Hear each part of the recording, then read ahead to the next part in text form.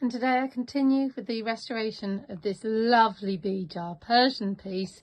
It's over 100 years old. Now, what is unique to a Bidjar? The weave.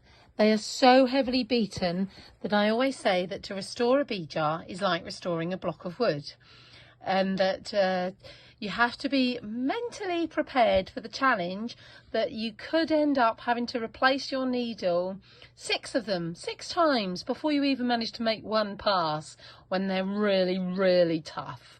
This one, because of its age, because of it's quite fragile in places, it's not that difficult, pro rata I should add, to do.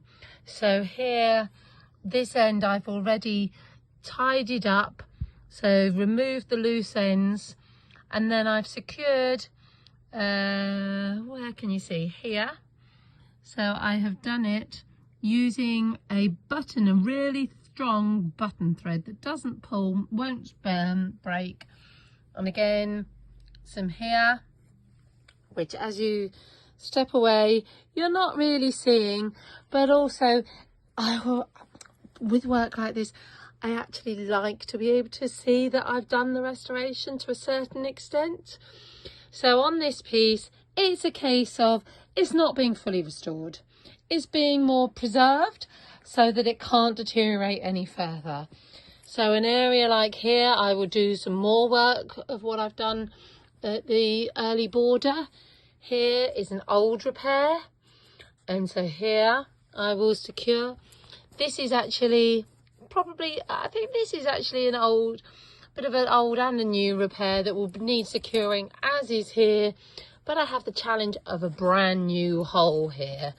Now obviously if I fully repile it and make it look perfect, it's going to jump out. It's going to say, woohoo, look at me, and that's not what we want. So as I continue to get a feel for this rug, I'll work out what I'm going to do.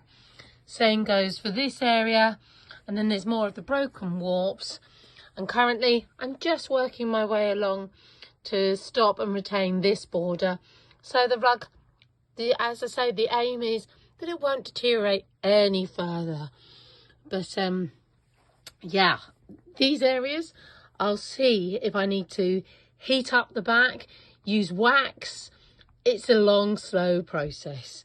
So my main tools on this are a good pair of pliers, sharp needles, bit of brute force, wax, iron, and a trusty drain pipe, but we'll come to that later.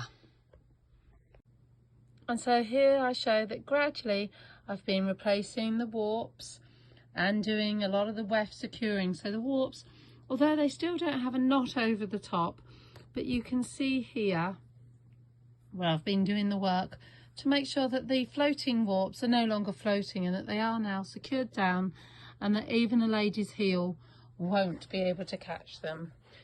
Doing some more work here, and this I do to get the movement in the rug. I use this, a drain pipe. I used to use, when I first used to do this job, I was taught to do it with a wine bottle, empty of course, but then after a while when you have to hammer it with a good mallet, I once smashed the bottle, so I then swapped to the drain pipe. So you can see I've been doing here, but I've still got areas like in here, bit in here, keep going up.